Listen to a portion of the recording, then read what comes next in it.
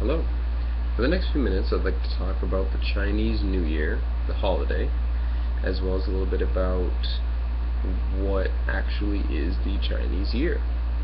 Well, I was surprised to learn that the Chinese year does not work the same as the Western Christian year does. Our year works off of the solar calendar, and the Chinese work off of the lunar calendar. Well, when compared side by side, if you start the lunar and the solar at the exact same point, at the end of the lunar year, you're going to be 11 days behind the solar year. Now, in order to catch up, after a couple years, you end up very far behind. So they add in a month to the lunar year to catch it up to the solar. Similar to how we have a leap year every 4 years to actually have our calendar end when the planet's, what it was actually based off of. So just to get caught up, they add in a month. Now, the Chinese year does not ever begin or end on the same point in consecutive years.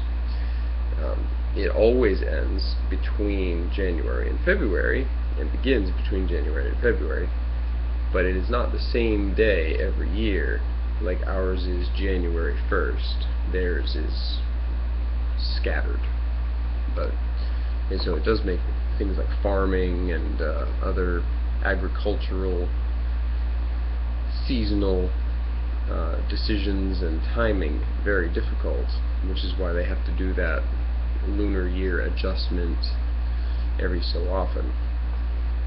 Now, every year is assigned an animal, one of 12 animals.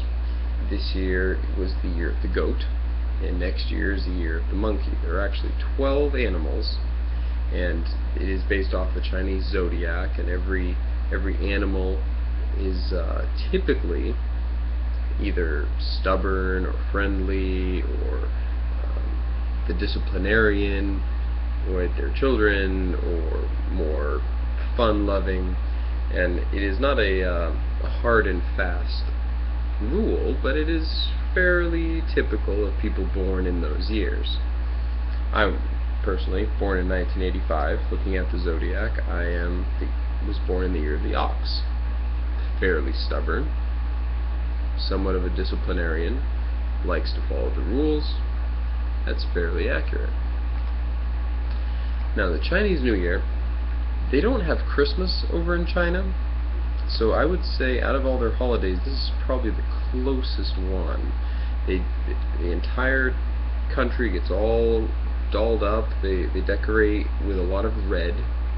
Red is seen as a color that brings prosperity, a symbol of prosperity and success, and they are a very superstitious country and people, so they like to do as much as they can to bring good luck and to bring prosperity. Anything that reminds them of it is a good thing to do, hoping that it will bring more prosperity and good luck. So red is seen as that. You can buy everything from red underwear to red decorations for your house. Even businesses decorate their businesses with a lot of red decorations.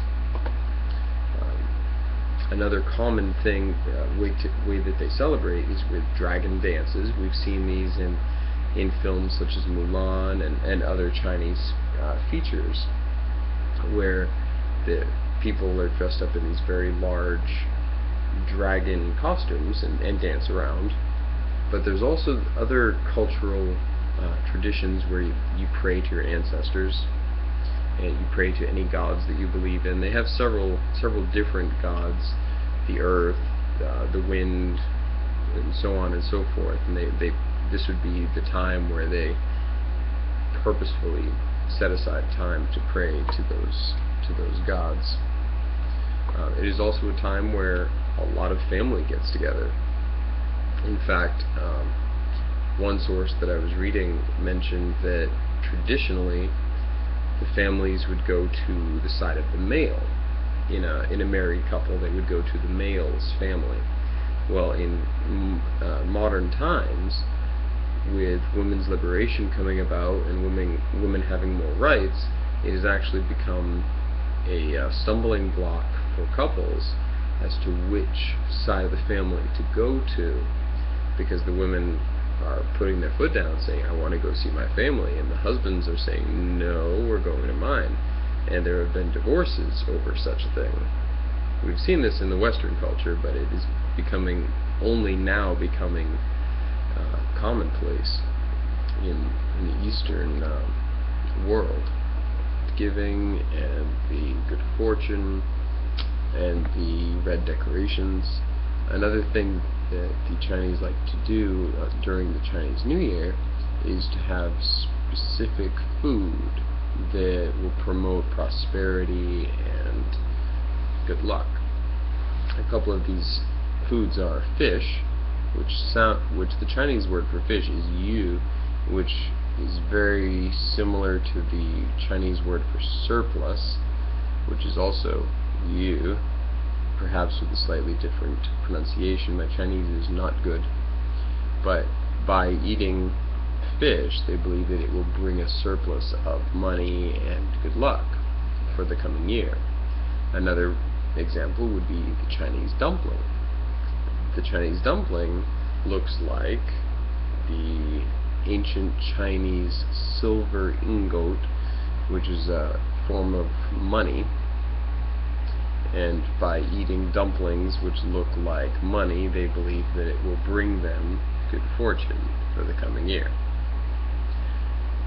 So to wrap it all up, I just thought I would talk about the span of time that they celebrate the Chinese New Year.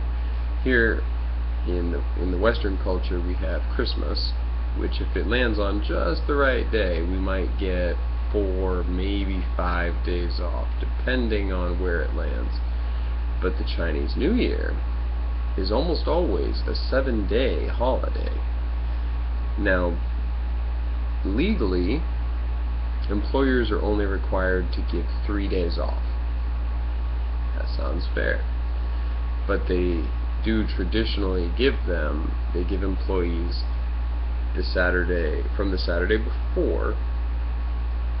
They work that Saturday, so they have from that following Sunday all the way through the week until the next Saturday off.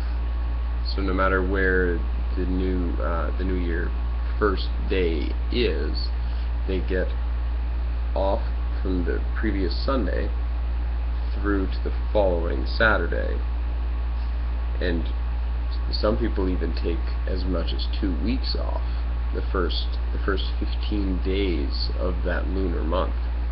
So it's quite the celebration, and the entire country takes this first week off at least. Now when people have more time off, they go do sightseeing, they go visit more family, etc. But it is actually quite the celebration. I wish we celebrated Chinese New Year here in the States. That would be very cool. So that's all I've got on the Chinese New Year. Thank you for watching.